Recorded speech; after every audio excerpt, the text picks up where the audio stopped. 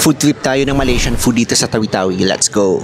Tawi-Tawi ang pinakadulong probinsya sa southern part ng Pilipinas. Mas malapit siya sa Malaysia, kaya mas malaki ang influence nito sa kultura nila, lalo na sa pagkain. Day 1 namin sa Bonggao, Tawi-Tawi. Pumunta kami sa palengke at nakita namin yung stall na to na nagtitinda ng Malaysian food. Umorder kami ng mee goreng ayam or stir-fried yellow egg noodles with chicken for 60 pesos. Mee bandung or yellow noodles na may thick, malinamnam at spicy na sabaw, 90 pesos. Mee soup, 50 pesos, bihon goreng or stir-fried na bihon, 60 pesos, at nasi goreng ayam or chicken fried rice for 60 pesos. Sobrang sarap lahat. Legit lasang Malaysian. May liver pang ketchup manis na condiment. Favorite ko ang mee goreng as in 5 million over 10. At ito na yata ang pinakamasarap na mee goreng sa buong Pilipinas. Promise, pinakamasarap. Legit.